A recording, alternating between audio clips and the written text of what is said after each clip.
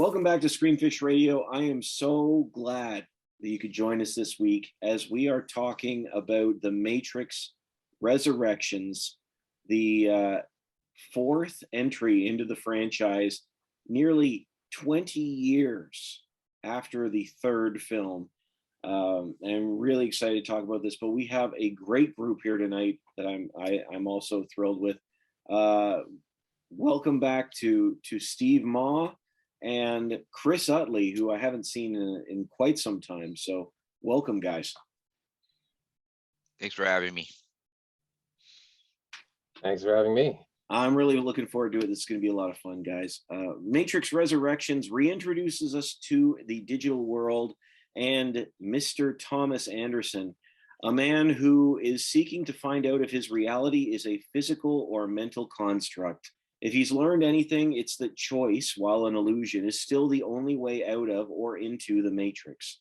Neo already knows what he has to do, but what he doesn't yet know is that the Matrix is stronger, more secure, and far more dangerous than ever before.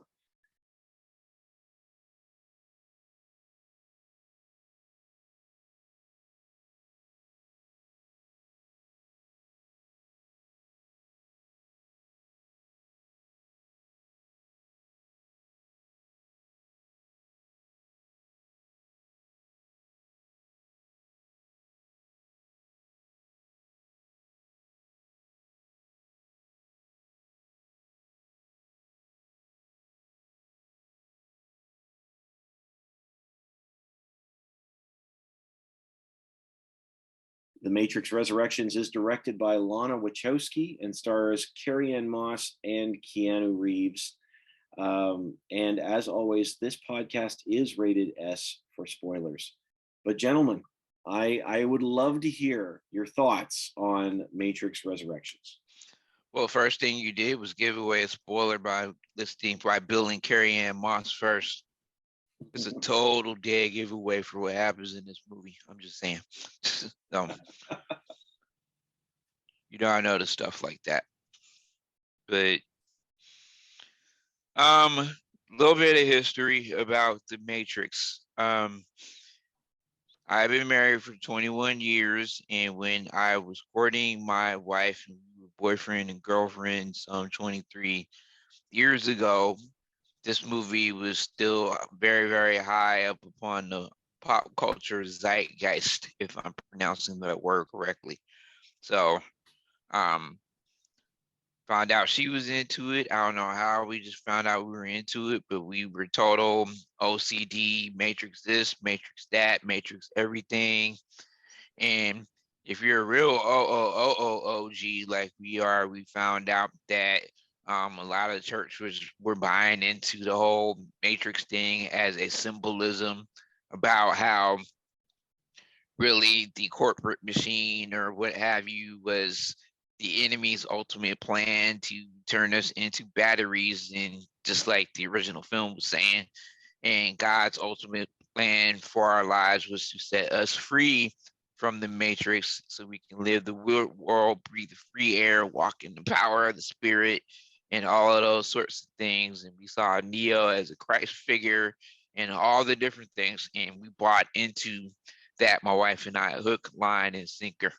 So when they dropped the trailer to it last fall, and first thing I did was I copied it and DM'd her. I was like, dude, date night for sure. And then she, who's usually cooler than the other side of the pillow, just got all the way nerded out. And so we ran to this one the day after Christmas with elated joy and excitement. And I'm sitting there grinning the whole time watching the movie saying, I love this, I love this, I love this. And I might be the only one. And I guess Steve Norton, our conversations kind of parallel, but I think we're the only two people in the planet, if not the United States of America. Well, you're in Canada, so it can't be USA. North America. Yeah, we might be the only people in North America who love that movie, love this movie and everything that it was trying to say. So glad to see it back. Too bad that we probably are not going to see another since it pretty much died with a thud box office wise, and then putting it on HBO Max on the same day didn't help matters either. But oh well. I like the choices. I like ultimately what they were trying to say. We'll get into that more in this podcast, but I loved it. Absolutely, totally loved it. I was hoping to hear your thoughts before I say anything, since, like I said, the more I think about it, the less I really have to say. I mean, the first movie was one of the formative movies of my entire life. I mean, I was 14 when it came out. I hadn't seen a ton of movies at that point, but I didn't even know anything about what it was about, except that there was a scene where someone was trying to dodge bullets or something. And it was a rainy day. It was 14A. I had like just turned 14, and went to an empty theater in Victoria Terrace, where there no longer is a theater. And just wasn't prepared for that. But I also thought when I came out of that theater that I was being set up for a whole lifetime of experiences like that, where you walk into a theater on a random day and you get that kind of, I mean, definitely not what was coming. So, but at the time I thought, yeah, this is just what it's normal to walk into a theater and have that kind of experience. And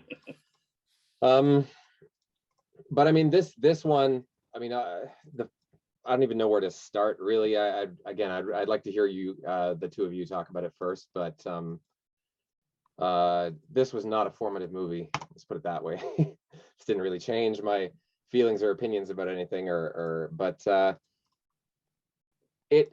I felt like, the original movies were, there was a point behind them, and they were made to, in some sort of service of an idea that the creators had, right? Like the first one, I don't think that the sequels were really, I think there's a bit of a break. You can see a bit of a continuity break between the first one and the sequels. And that's a whole separate discussion about people who do and don't like the sequels, and whether, I mean, upon revisiting the sequels, I think, several friends and I decided that they're actually good. We had sort of a nonplussed reaction to them when they came out, and thought like, well, what was that? That's not really in the spirit of the first one. But I do think that they were good in and of themselves. I still think it's useful to think of the first one kind of by itself, and then sort of think of the three of them or the last two as a different thing. And then this one, I mean, this just felt like, again, I don't really know what to say. You saw it. I want to hear what you have to say about it. It just felt like they had to make a movie. They even put it in the movie, right? They have the guys say, "Oh, Warner Brothers is going to do it with or without us," and then they make this movie, which just feels like a giant lampshade. It just feels like a giant 2-hour long lampshade, or however long it was, 2.5 hours. And that's it. So, I mean, I have comments on it, but I kind of want to wait to make those comments to see what you think about it. Sure. It's funny because I hear that. And I mean, I think for all three of us, I think we're all saying the same thing. The Matrix for me is one of those game-changing moments. I was not 14. I was 22, 23 years old when I saw it. 22, I think. 99. And I mean, that movie just changed. It's one of those movies it was like a landmark cinematic moment. Like, it was just, and I know not everybody cared for it, but there was something really special about that film, because it's one of the few times in my life I could say that I saw a film that had incredible special effects, in a brain, like a real brain, and really tapped into a cultural moment.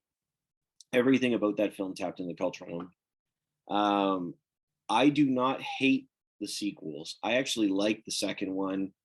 The third one I'm not a fan of, because I feel, and without getting into all of it, I'll say quite simply, the reason I don't like the third one, and I think it's relevant to the fourth one, is I feel like for the third one, they literally just sort of threw away the philosophical angle that made the other two so good. And we can debate that if you want, but I think that the third one just became like, okay, we're just going to have an all-out big fight for 2 hours.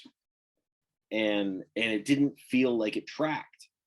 So with this one, it's funny. I went in with super low expectations, and I did see it in theater. I sat there and I went, okay, because I felt the same way you did, Steve, too. I thought, okay, well, they're making this movie because they need to make a movie. And and the line that he says they're going to do it with or without us was, my understanding, true. Warner Brothers was planning on either rebooting or revisiting the franchise, and so Lana Wachowski said, "Okay, just back off. I'm going to do this." But what I got and what I liked about this film, you listen, you are not going to be able to meet the impact of that first movie. It just couldn't be done. And what I liked about this one is it recognized that, but still offered the things about the first one that I liked.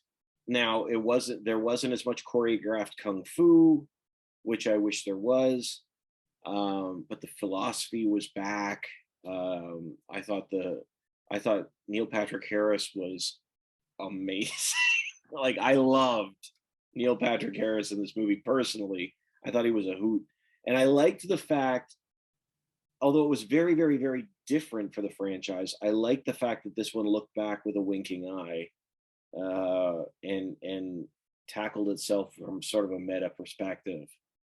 Because I feel like I feel like it's been 20 years.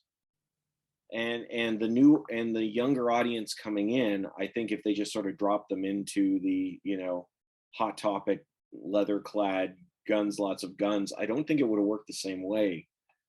So I mean, for me, it was funny, like by the end of it, there were parts of it where I was like, but I'll tell you, by the end, I thought, man, for me, it redeemed that final chapter, that third movie, and it made me want another one. I want one more. I don't need a new trilogy. I don't need 10 more movies.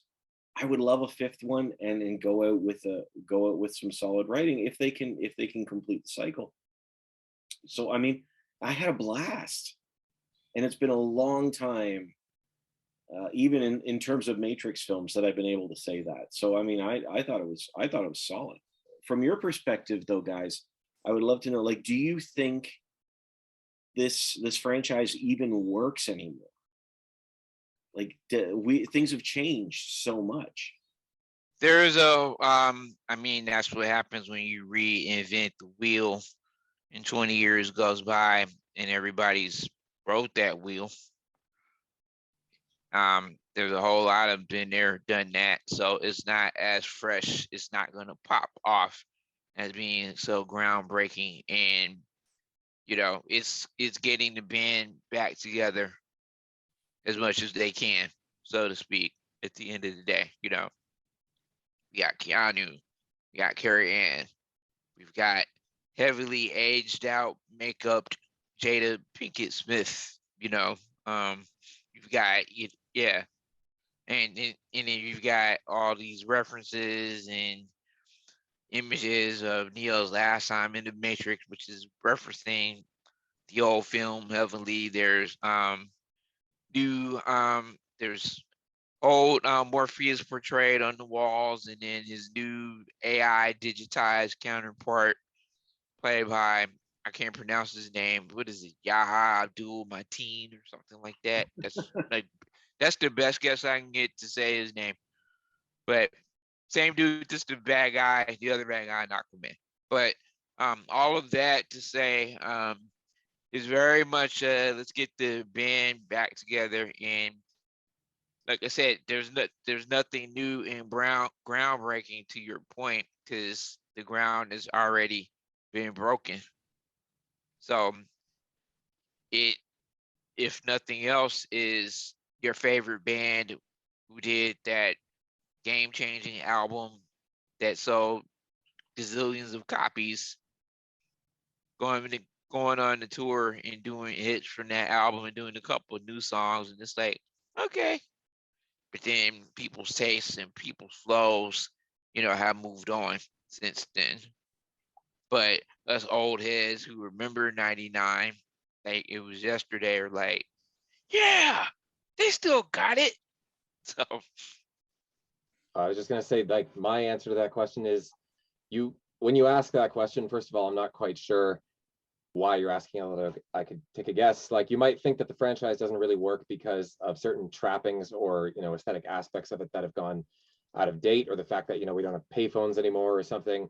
But really, you know, the point, when people originally saw this movie, and I saw a lot of people attributing, you know, some sort of sociological or societal metaphor to the whole waking up for the Matrix thing, I was really disappointed by that, because, you know, the whole brain in a vat thing is a classic philosophical problem.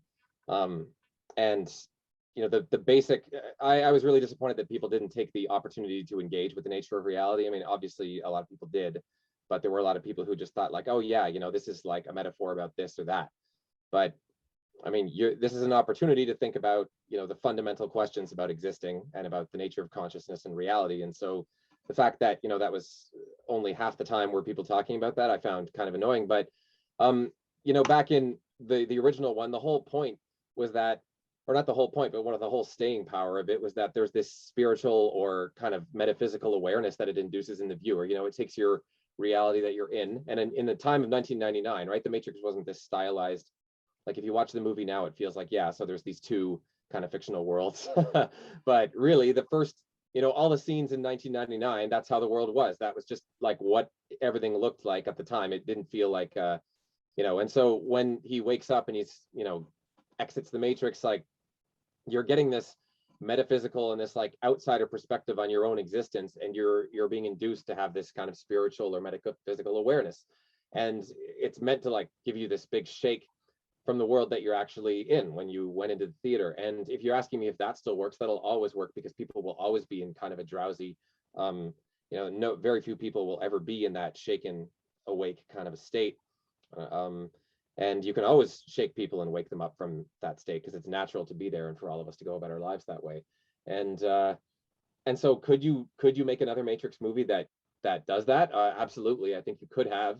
And you know, I had some discussions with friends of mine who liked the trailer, and you know, we felt like there was a lot of potential there, because the trailer hinted at all these things, like that they would do the same thing to you with this movie that the first one did to you, which is that you'd go into the theater and it would take you and make you look at your current existence, right? And in your current existence, you know, you remember the Matrix, so that's part of it too, right? Is you would you know, we were excited by the idea that, yeah, the Matrix actually might be a movie in this Matrix, where, you know, he's an actor and he was in the Matrix, and it's like, yeah, that's the world that I'm in. I'm going to see the Matrix. And, you know, the blue and red pill, like seeing these pharmaceutical blue and red pills was a good sign in the trailer, because everyone's got all like sort of anxiety problems these days. And there was room for a lot of like messing with your head and a lot of meta in this one.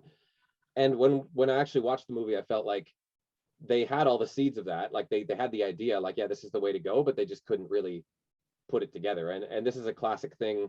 That's my opinion anyways, that they couldn't really put it together. And this is sort of a classic thing with movies, is that, you know, people are always complaining about movies and films and TV shows. And, you know, I always sort of defend the creators, partly because I feel like, you know, I want to create something myself. I like the idea of, you know, I have ideas, I try to create things. So I always kind of feel sympathetic to people who don't stick the landing. And just because you had a good idea and you had a good, you know, we could all imagine it, doesn't mean it's possible, right? So, I mean, maybe there is no way to stick the landing, quote unquote, for, you know, people with my sensibilities and everyone else who saw those seeds of something and felt like it didn't come together. But I do think it could have worked in theory. I just felt like it didn't actually, the execution didn't actually happen. Yeah, well, and it's totally fair. That's totally fair.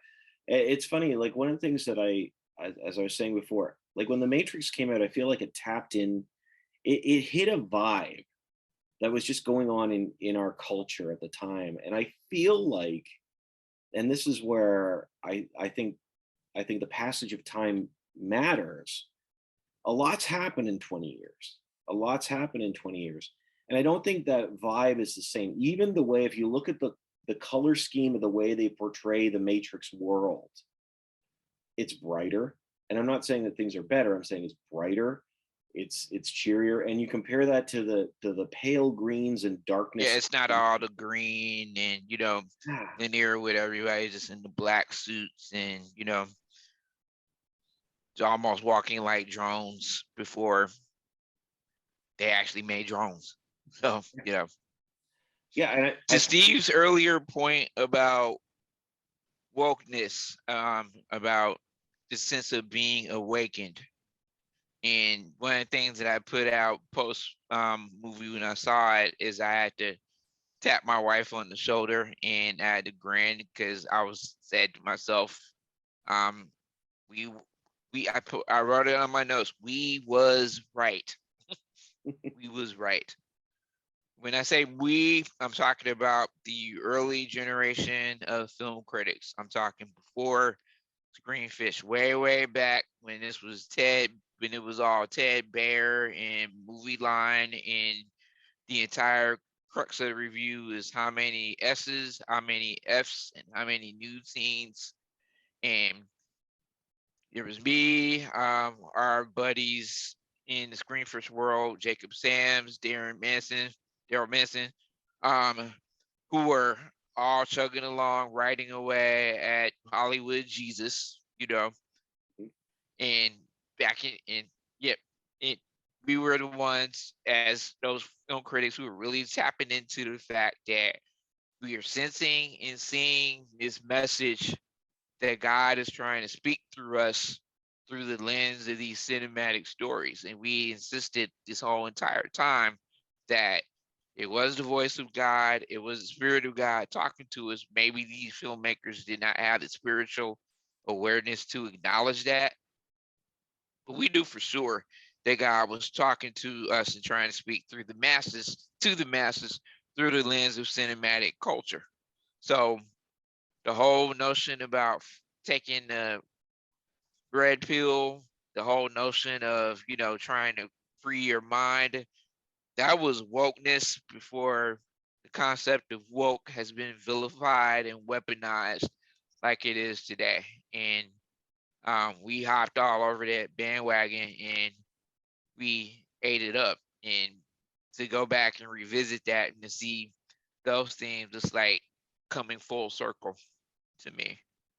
Steve, I liked your I think it's a really significant point. Like the grading on the film is completely different and the mood is completely different. And there's something that's really there. But before I go and say what I think about it, I want to try to probe and see what you're getting at with that, because I don't want to put ideas in your head that weren't there, but well, now it's Inception. Or words in your mouth that weren't there.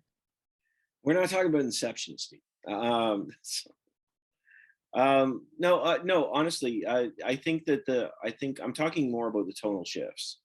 And I think that when you look at the original film, the seriousness with which it took itself, I'm not suggesting by any stretch that films today cannot take themselves seriously. That's not what I'm saying at all. But that color, that tone, I think there's a grayscale and a paleness to that particular world that tapped into sterile, clinical. Yeah. It's almost like you're vibing in it, and it's like you're in a doctor's office almost, it seems like. As you were talking, the first thing that came to mind was Agent Smith's first interview with Thomas Anderson before he knew Dio, and just how sterile and green and just, nondescript, vanilla, plain that whole thing was. And it was creepy looking back. Yeah, and I frankly, I think that sort of ideology coming back and trying to make it the same would be laughed out of the building. I'm not saying that it's bad. I'm saying it's out of date. And I think that the way that people understand their role in the world has completely shifted in the 20 years. I mean, this is, that's 2 decades, man. It's 2 decades. And I think the way that we understand even our role within the world, the color scheme, like I said, the color scheme is brighter, but I don't know if I will admit I'm having difficulty nailing down what that particular aspect says, except that the way that we view our role within it is entirely different than it would have been. I think the idea of them talking about changing the world has different tones than it did even in 1999, 2001. I mean, go ahead. Sorry. Go ahead.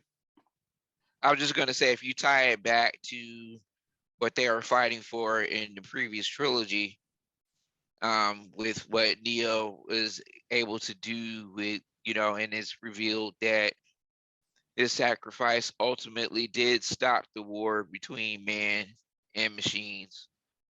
And the centerpiece no longer is Zion. It's now this brand new city, and man and machine are able to come together, and they're able to build, and now they're at work trying to build this new city. I forget the name of the new city with Io. as IO. Thank you. With as much of the accoutrements that mankind is used for. Look at the scenes with the machines trying to create, was it flowers and food or whatever it was, you know. So that kind of says to me that Neo's sacrifice did do a lot to make the Matrix somewhat brighter. Because if you recall the very last scene in Revelations, or was it Revelations or Revolutions? The third one. Revolutions. The last scene in Revolutions is, now that Neo's gone, is like the architect and the little girl is sitting, and now obviously sudden for the first time in the Matrix, you see a sunrise in real color start to peer out from the sky. And to your point, you do see that sense of color on display throughout the Matrix that you did not see in the previous 3 films, that would show that he was able to do, that Neo's sacrifice was able to do enough to uplift and to make things better somewhat. Right. Yeah, absolutely. I mean, I definitely think that there's something there. This whole color scheme thing, but it would take too long to articulate this in the span of, this conversation, but there's something there in terms of, like, nothing is serious anymore. Everything is a joke. And not only is everything kind of a joke, but everything is self-aware. Yeah.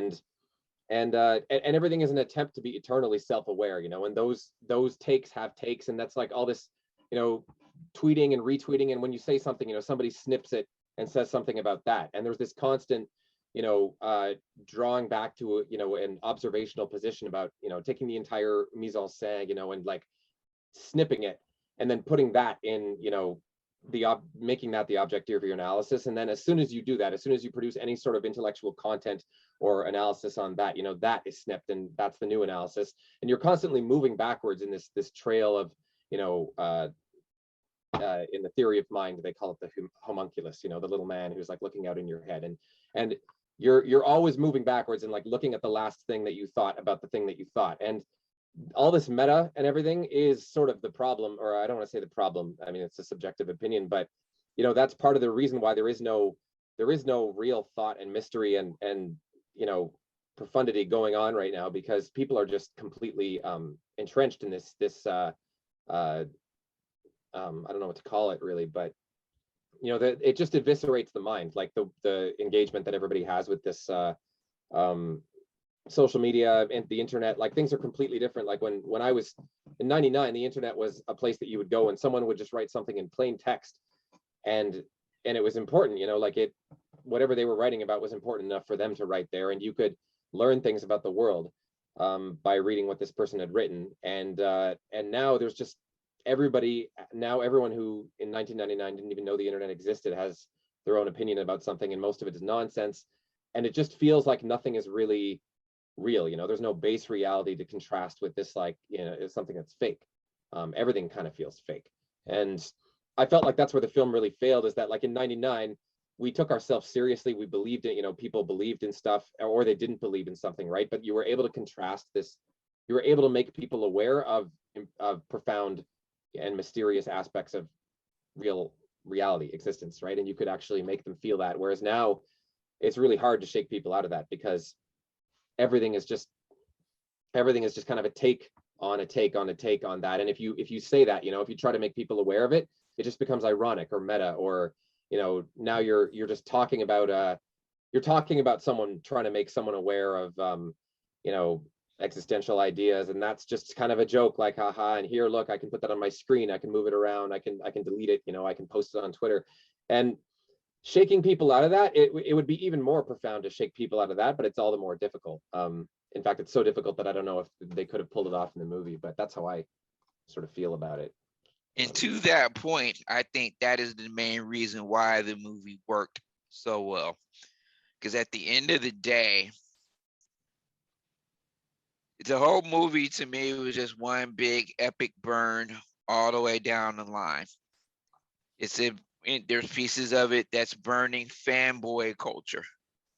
All of us who saw the first one, who knew exactly what the sequel should be, how Neo should be transversing across the Matrix in the real world, and all of our thoughts and all of our ideologies and what it should be, and didn't get that in the sequels.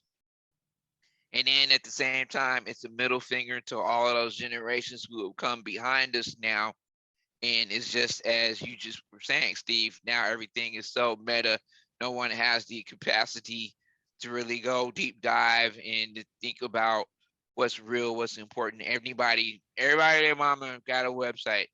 Everybody and their mama has a Twitter page, has an IG, and can get instant followers and get in there, my 12-year-old kid, if she wants to be, can be an influencer. God bless her heart. She's just a 7th grader, but if she puts enough willpower and moxie into what she does, can get 10,000 kids to follow her, just because she says whatever. Yeah, And, just one counterpoint to what you were just saying there is like the real world in this movie was also suffused with the nonsense feeling. Like it when he leaves the Matrix, it still feels the same. Like in the first movie, you had this really emotional reaction when he wakes up in that pod, and you're like, "Geez, man." Yeah. Whereas this movie, it felt like, okay, he's coming out of the pod, and then, oh look, it's the set of the Matrix, which is with a bunch of kids, and oh look, it just felt the same to me as all this other stuff that I hate, which is and just because you put a scene in the movie with someone saying, "Oh, this can't be regurgitated," and then you regurgitate it. And like I don't care if that's supposed to be the point or not. Like it didn't do it for me. It didn't have any feeling of if you could take this whole thing and you could foist a feeling of seriousness and sort of metaphysical awareness on the audience, I would have been so impressed. And maybe it's not possible, but I just felt like they didn't try that hard to do that. They just kind of like, they started into it, but when you all the way through the movie, I didn't ever feel like this is serious. Like I can take this seriously. See, okay, I got it. You guys are making some phenomenal points. I have to address them. That's why I liked the film. Because I would say everything you said, Steve, is absolutely right. Everything you said is correct. But I would argue that they tackled it they actually tackled it and addressed those things. For example, you're right. You can't, I understand what you're saying there. Just because you say something is meta and then you do it, it doesn't mean that it's somehow like works. But let's look at the things that are in this film. First of all, you talk about Twitter culture. As soon as you say something, somebody says something else, and there's infinite responses. I would look at this film and I would say that's what swarm mode is. They've changed it now from anybody can be an agent to everybody is ready to attack. They have altered the world slightly. So you talk about blurring the lines between reality and the Matrix. I think that's more accurate to our culture now, because I think one of the things I thought was fascinating about this film is it's so much harder for Neo to want to get out of the Matrix. Like 3 times he debates whether or not he actually wants to take the red pill. Even so, when he starts reaching through the mirror and he's almost got the architect by the hand, because and I'm sitting there watching him like, whoa, that's not Neo. That's not the guy I knew. But see, that's the point of the film to me, is like, we've done this now. What we got in the Matrix was a stark reality of, hey, look out, this is what we're going to do. And now we've actually done it. We've created this world and we don't want to get out. Yeah, but they didn't do that. See, again, I'm not disagreeing that there were seeds of, like, it's there. Like this thing is there, kind of amorphously, kind of floating through the script, but like there's just a lot of problems where I felt like it did not come together and like what you're saying there, right? Like, okay, well, people are stuck in it and they don't want to get out. And you have that little analyst speech where they try to like, oh, the analyst is talking basically about social media and like people being, they didn't do that. There's nowhere in the plot are people aware of the Matrix and they're like, yeah, we're gonna stay here. And then there's this whole thing with Neo and Trinity, and it's like, oh, well, you two had this special thing, and if I put you back together and got you together, then everyone wanted, then it made it improved productivity. Like, it's just incoherent. And like Lana Wachowski's parents died, I believe, and it's clear that influenced this whole plot. And then and she wanted to stop filming, and then they were like, no, you've got to finish it, and so she finished it, and that's why it feels kind of like it does. Like, and when you say things like, oh, well, the swarm mode, that's like, mob Twitter or something, like, sure, I don't have a problem with like that. That's a good analogy, but like they were trying to do a plot. I felt like, I don't feel like you come away from the movie I feel like you come away from the movie being like, yeah, they were trying to do a plot and it was supposed to sort of make sense and make you feel this way, but it didn't, is how I felt about it. It just felt like, yeah, but And I still say to agree, all that, the elements are all there. yep. And I still say to all that I'm more in agreement with Steve Norton here that that's the point of it all, and that's why it works. Because the vibe I got, again, is it's almost like in writing and preparing the script, it's almost like Lana Wachowski had to go peel back through 15, 20 years of message boards from Ain't It Cool News, Coming Attractions, all the other Dark Horizons, all the other argumentative film sites, pop culture sites of that day, 20 years ago, and made a whole movie to where it's like totally, like I said, it's totally burning all of that. And as they went through their philosophies, as the game team is sitting there in their boardroom talking about how they're going to enhance the game and make it better and all those points, I just sat there laughing and elbowing my wife the whole time, because I remember those days where I was involved in those same arguments online. This such and such plot should be this way. No, you're stupid. Da, da, da, da, da, da. And all the back and forth, 12,000 message board messages in the comments section on any given film review. And that's secular and Hollywood, Jesus. Just arguing back and forth about what plot should be, what story should be, how the thing should be told. It's a middle finger to all of it. It's like almost as like Lana saying, all of y'all look stupid here. Look at what we're fighting for. Look at what we're fishing for. Look at all this conjecture and look at all this debate that we were having. At the end of the day, this is all it is. I get it. I mean that's, but it's also, it's like, I guess those parts of the movie come down to, Steve, what you were saying, where you're like, there's this debate between, just because you say something is meta and then you do it, does it work or not? And like, well, what determines whether it works? It's kind of difficult, to hash that out. I mean, in my opinion, it doesn't really work in this film. And then but you could also say, if you felt like it works, then you could say you felt like it worked. I mean, there's just too much extra stuff if for me. Like, it didn't make me, I feel like if you make something like that and you make it meta and you want to make all those points, you also have got to make somebody, I mean, are you telling me that because you didn't make me feel anything and you didn't, and you just produced another one of these things and it fell flat, then that's the point, because, that's how everything is now? Like, I felt like you could have, I don't know, I felt like there was definitely something that could have been done.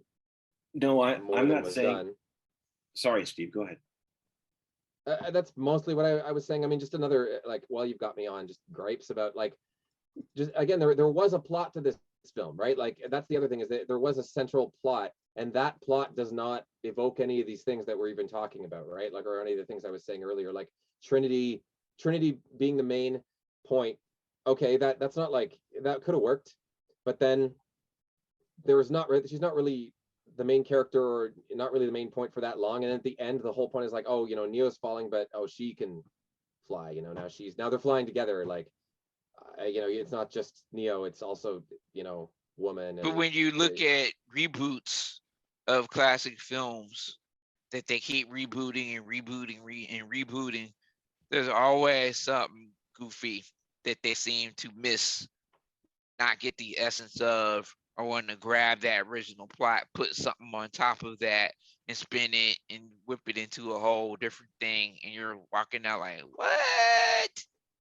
I mean, Okay, you know. I guess so, but I don't know. That central plot really, to me, evoked none of the things that were like that stuff that I was talking about earlier. I feel like is the core stuff Yeah, that you have to go after, and that central plot wasn't even really related. And when they're going to save them, and they have that whole scene, the action scene where it's like, let's get him out of it. To me, that just it's just not relevant to any of that stuff. And then also, just one other. This is a minor detail, but it really bothers me. Cutting back to the original movie, unacceptable.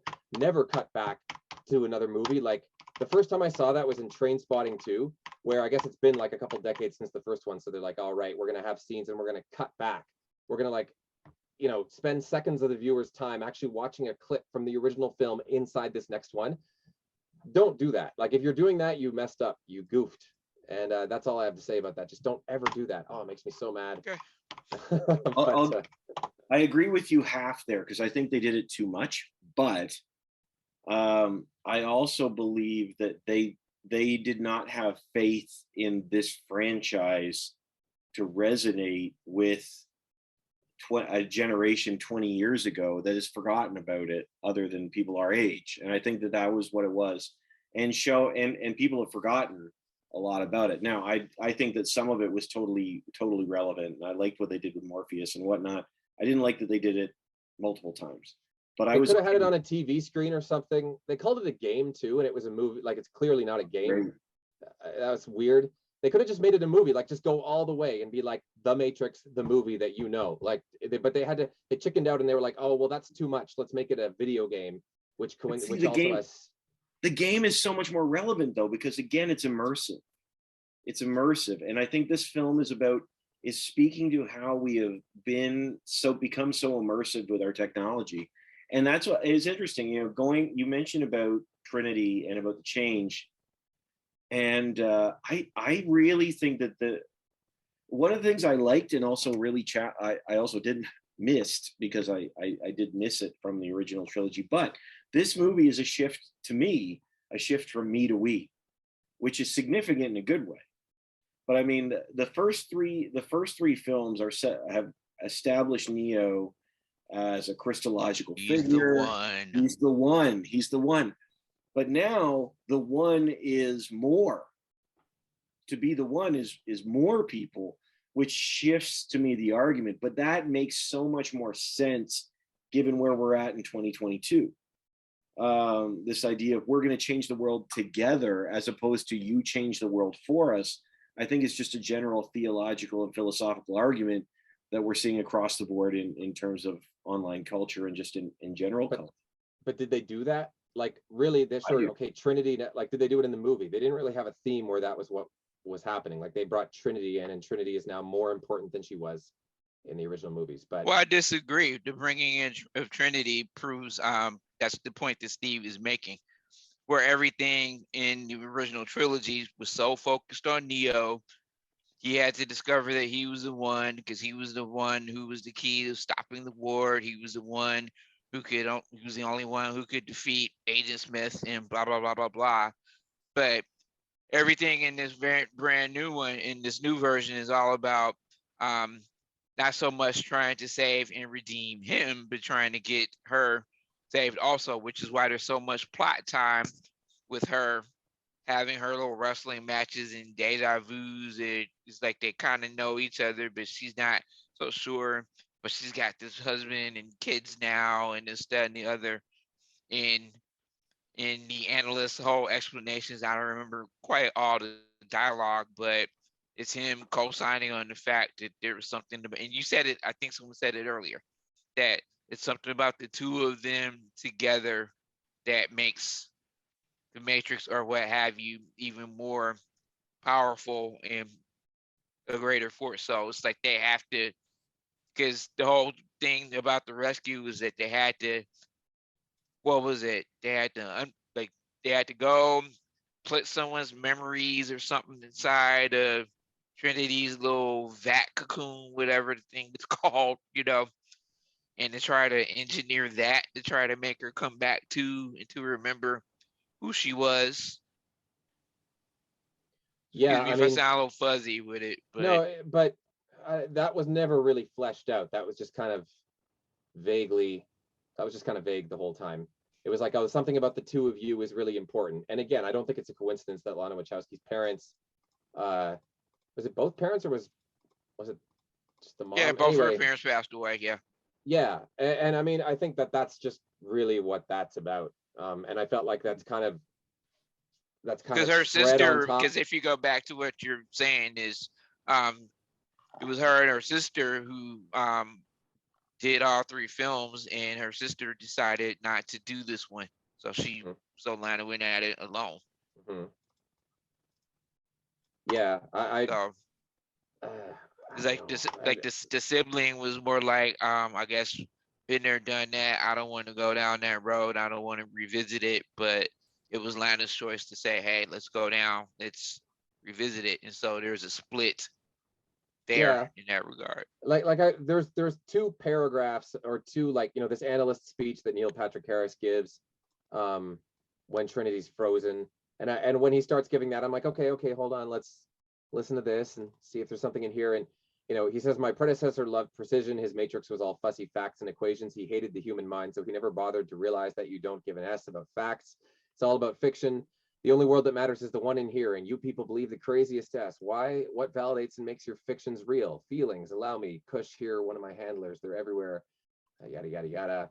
And then he says, the more we manipulate you, the more energy you produce. It's nuts. I mean, so, there are obvious, straightforward references to like the current state that we're in, but um, I feel like everyone knows that too, right? Like we all talk about it. Everybody's always talking about how that's true on social media. Like I watch videos on YouTube about how dystopian everything is, but it just goes on anyway.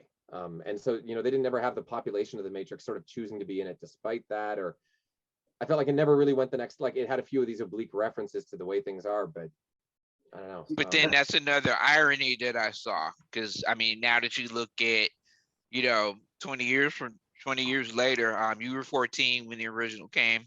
I was what, 27, and so now here I am. I'm almost 50, and it's like we're sitting here watching this reboot, and the irony is now looking at this, and now we're looking at the fact that, back that up. You might want to edit this because I'm kind of jumbling, Steve. But okay, so the original came when I was 27. Steve mentioned he was 14 when he saw the first, and then Steve Norton, you were in your I early was to mid 20s, I was 5. whatever. I was Whatever. 22. And so I'm sitting here watching it, and it's like one can't help but imagine what's sitting through this reboot is like, especially considering the fact that most of us have become the very batteries and just drawn out bots that were prophesied in the original film. You go back 20 years earlier, you look at our young ambition and our faith that was having us seek out, trying to find that sense of being unplugged and in the real world, and not plugged in and tuned in to this version of reality that we know is not real. But now here we are. So many of us are plugged in on much a deeper level. And now you look at the generation behind us and to see how plugged in that they become. We're looking at all of this in confusion and dread, as was dictated in the final post-credit scene. Once everything's said and done, the gamers are sitting in the room. I know exactly where to take it out. Cat videos. And it's like, that's literally what we have become now.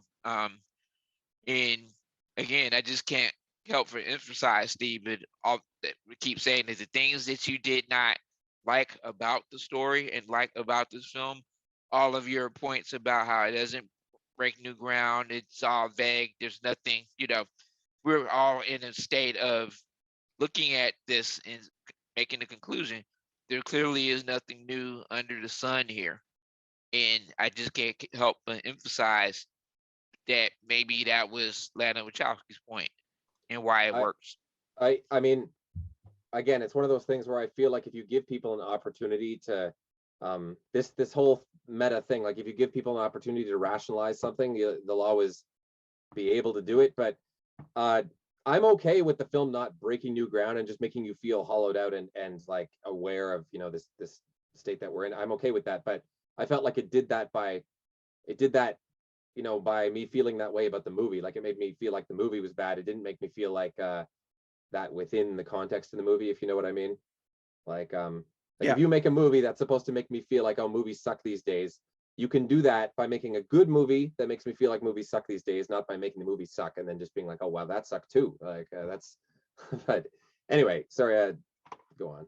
No, that's no, that's it's kind of funny because we're both, I feel like the three of us are arguing the same things, Yeah. but some of us like them and some of us just didn't them. Like that speech you mentioned there by Neil Patrick Harris, the analyst, I loved it. I'd like to sit in that speech and just work it through because I think it's so on point.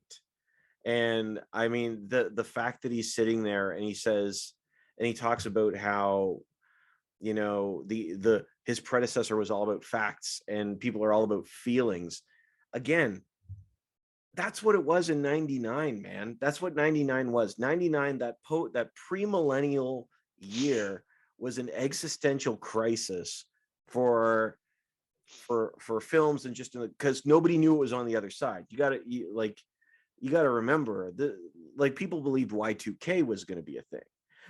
Like we thought, there were people that legitimately thought the world was going to end in 2000, and Matrix tapped into that as somebody who really wanted to know what is true. And this film, what I think it does so well is argue that we don't really care anymore, because everybody seems to think that they know what it is anyway. So all I have to do is make you care about feelings. You don't have to care about truth. You don't care anymore. And I love that speech because I'm like, yes, that is so true. Now, we live in a world which is very different. We want to acknowledge other people's stories and hear from all sides and all of those things. I'm not suggesting that let's go right back to one story like we did in Matrix. But what I am saying is that we've lost that drive that we had in 1999. We're not looking for it anymore. This is all true. I mean, I definitely don't. None of the factual things that you're saying, I disagree with at all. Well, there you go. It's just the execution of it in this particular film. I feel like it really wasn't even executed. I feel like it relies on, you've got to come here and, you know, you've got to finish the script basically. Like you've got to overlay the rest of this, like after the movie's done. You know, I felt like it didn't even make it to the finish line. And, you know, the stuff is in there, the thoughts, the initial thoughts, they're all in there. And then we come here and we talk about it and we observe these things that are true to each other. But you know, as a movie, I think they did get to the finish line to a certain extent, because when you look at the last line before Neo and Trinity fly away, is they talk about how ultimately this is their second chance. And the question becomes, is it a second chance to free people out of the Matrix? Is it a second chance to, pardon me, build this world under their design, which will enable to get everybody else free? And looking at bringing us back to a faith discussion, is that second chance kind of what's going on now in this big topic and conversation about deconstruction, as we are, you know, going through, you know, American, and not just American, it's North American, Western-led Christianity. And we all and so many of us find ourselves trying to unplug our way out to so-called evangelicalism and trying to find a true and authentic version of serving God and walking with Christ in a manner in which his love is the motivation, that just rules and standards and behavior points in how much we study and how much we fast and are we a good moral person in church? We are now hungering and thirsting for something more. So as we are out here unplugging from that portion of our own individual matrix, and we're out here searching for that second chance, I was hoping that the film would have been successful. That way we would have had the opportunity to see what that second chance would look like. But at $110 million worldwide on a $170 million budget, good luck with that. I'll take that one step further, Chris, because I think I think that's a fascinating way. I hadn't thought about it from a deconstructive standpoint. I would even argue, though, that this is not a film that necessarily wants to get people out of the Matrix. I would argue that this is a film that recognizes that the Matrix didn't work, and how do we fix it? Because there's a partnership between him and a machine in this one. There's a recognition that, hey, there's something still going on. And at the end of the film, now, and Steve, I'll give you this too. I could have used another 15, 20 minutes of this film, which people are going to hate me for saying that maybe, but I could have used another 15, 20 minutes to help tie in some of the loose ends, because I did feel like the film sort of ended abruptly. Like it was like, okay, we got there, now it's over.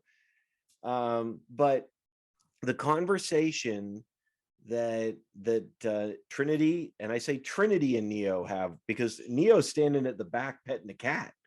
Like he's literally behind her at this point. But when they're talking with the analyst, she says very clearly, we're gonna redo this our way. She doesn't say we're gonna tear it and strip it down. They said we're gonna make some changes. And I think there's it's interesting, Chris, you tie in the deconstructive argument, because I would say that's not that dissimilar. It's that there's some, we understand that there's something necessary and there's a good core here, but the system isn't working. We want to tear that down. And I would say, whether or not you're looking at it from a deconstructive angle or not, or just with the Matrix, I don't think they're trying to get people out of the Matrix. I think they're trying to fix it. Yeah, but they didn't say anything about what they're trying to do. They did. They said they didn't say how they were going to do it. Okay, we're going to do this, but like in the entire course of the film, and again, I don't want to get bogged down in this because I know that there's better go ahead to talk about, but like in the entire course of the film, for example, I could ask you so many questions that you have no answers for, like when Neil Patrick Harris is like, productivity is up, what does it say? The more I've been setting productivity records, the worse we treat, the more we manipulate you, the more energy you produce. Okay, that's a clear reference to like social media or whatever. But in the context of the film, what is anybody trying to do? So not just social media, you're talking about life. That's everybody with a real job, with a dated 9-to-5 job. It's like the more that they crack the whip, the more that you're, everybody's driving. Yeah, that's not really true. That's not actually how it works in real life, though. Like if you abuse people, that Taylorist philosophy of human resources doesn't actually work, right? But like in the social media actually does work by like abusing you more and getting more out of you. But sorry, Steve. Whatever. Just go on.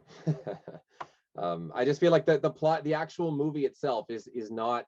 It leaves you sure you can say these things, but there's so much just stuff crammed into this movie which is not coherent really, and you're able to make these interpretations and say these things because it lends itself to these discussions, but in the confines of the movie I feel like it's not really given a treatment. Like what's going on in the movie, like what is the goal of the what are they trying to do, what are they going to do now, why is it important that what's this magical thing where Neo and Trinity? I just felt like that thing really was Lana Wachowski's feeling like, my parents were really important, and the second chance is like, appreciate, it'd be nice if you had a second chance, with your parents who are no longer alive or something. But I don't know.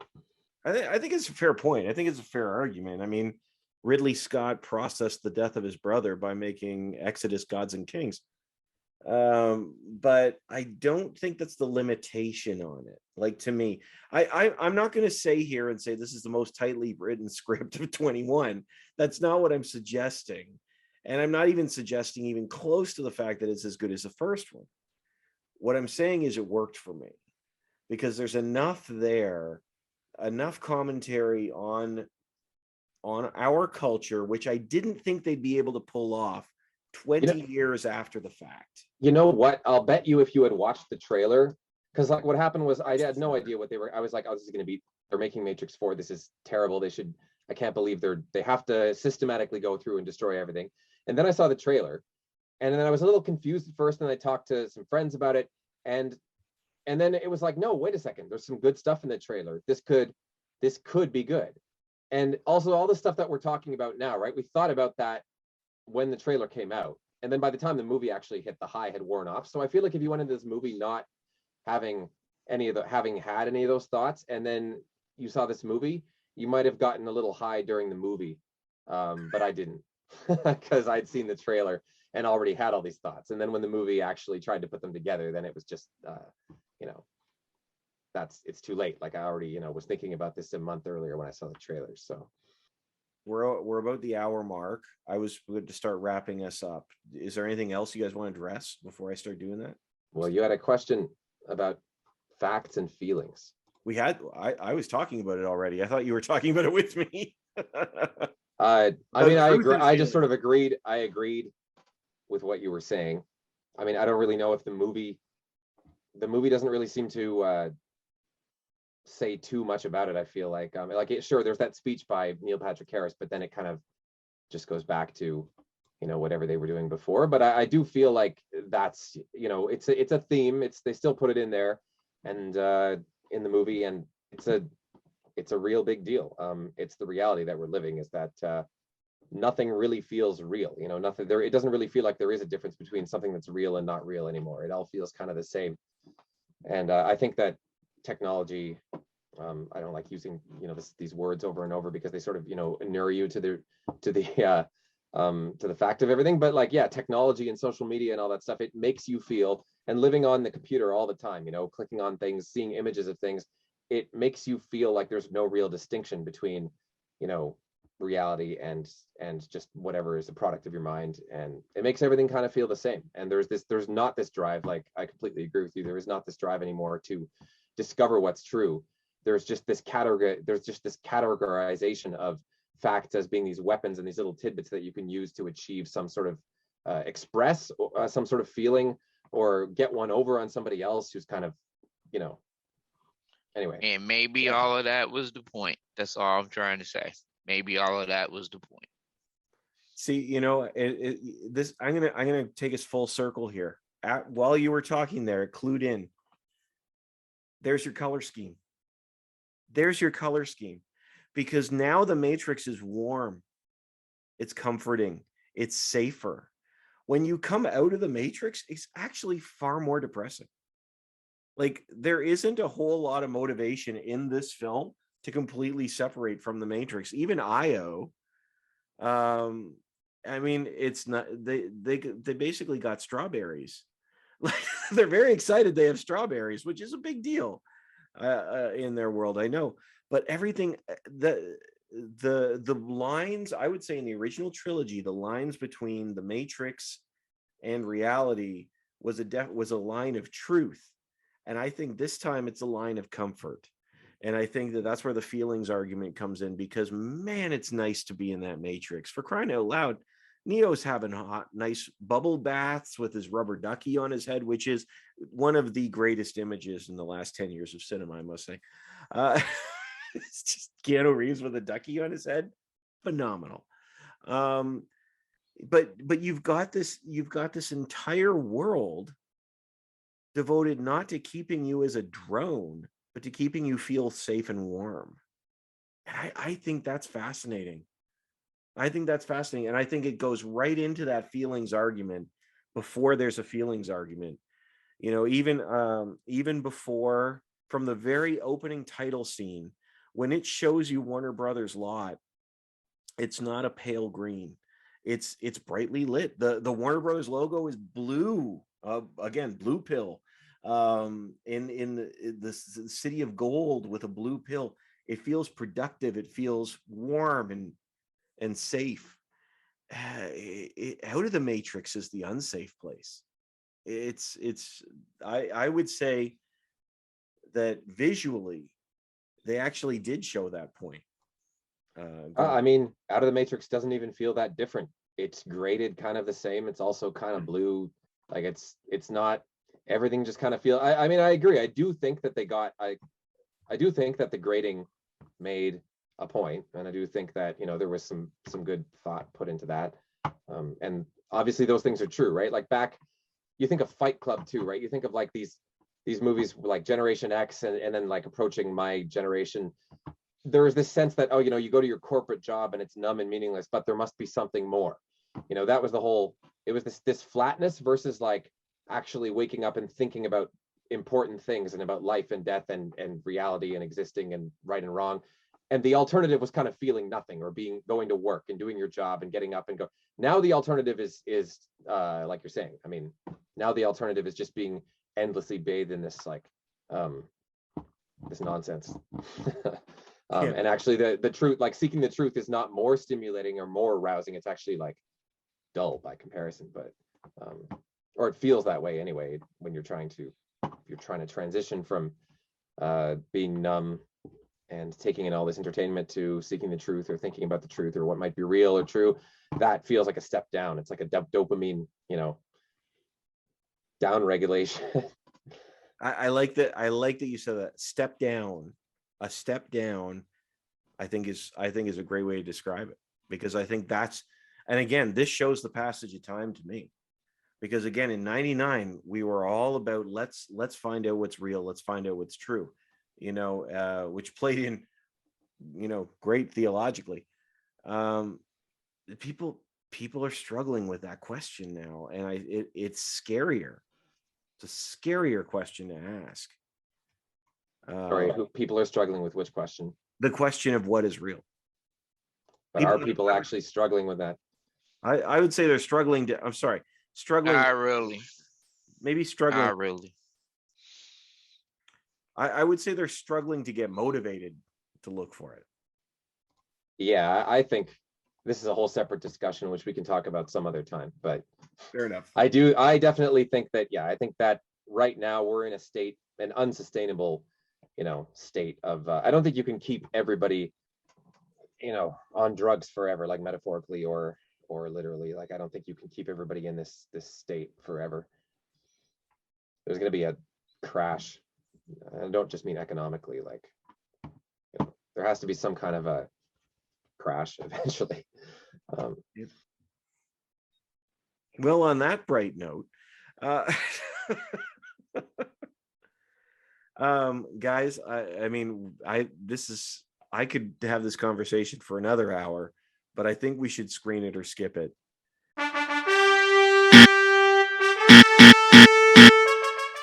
Matrix Resurrections, screen it or skip it. I'm on team screen it, especially if you're an old head who has looked at the world full circle. Like I said, for me, the 27-year-old guy who saw that versus the guy who will be 50 in a few months, looking at it all full circle. I get the we've had a lot of degree and disagree moments here, but I think I get the gist of what Lana Wachowski was trying to say, and I dig it. So definitely screen it and keep your expectations low. Yeah. It's not going to change the world, but yeah, screen it. You can skip it, Steve. You can skip it. I'm not gonna say to skip it. If you saw the original ones, then pirate it. I don't know, like don't pay money, but like watch it at home. But yeah, you can watch it for sure. I don't think it was necessarily like a waste of time to watch it.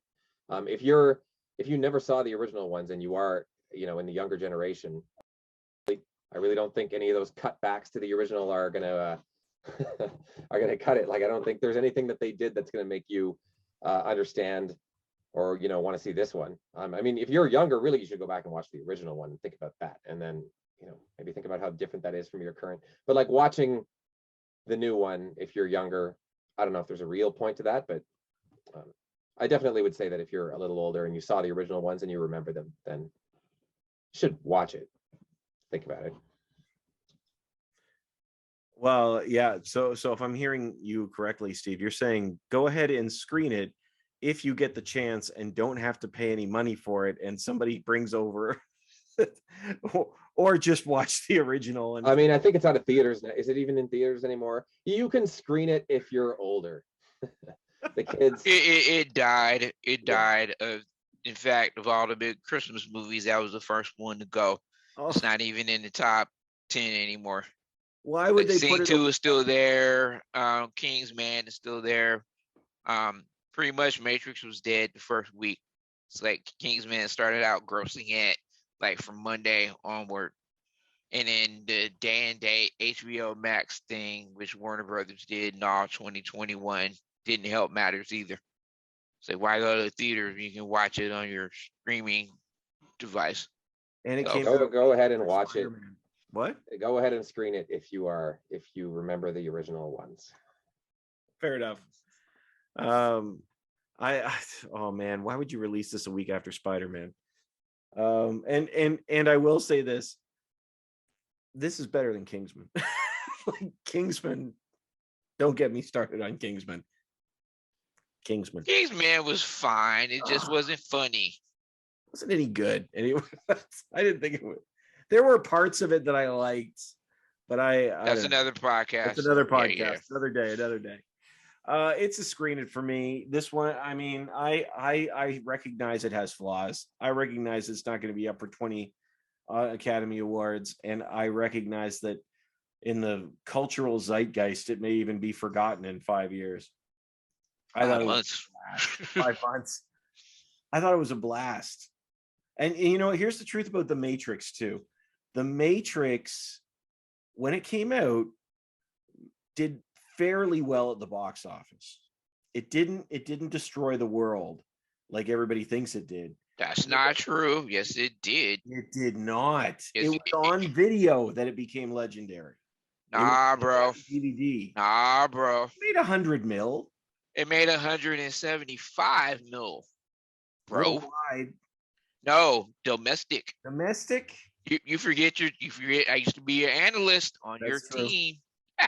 All right. I withdraw. Yeah, original Matrix did 170. It became a thing. I remember seeing it the second weekend on a Saturday night, and the theater was more packed the second week than when I saw it the first week. So it did build over time. Did build over. There were no expectations. I remember. Right. It's the original franchise, and nobody knew what the heck it was. And they box saw office it. 466 million. What? It didn't make. Yeah, dude. Yeah. 466 in 99. Budget 63 million. Box office 466 in 99. Yeah, bro. I withdraw my statement.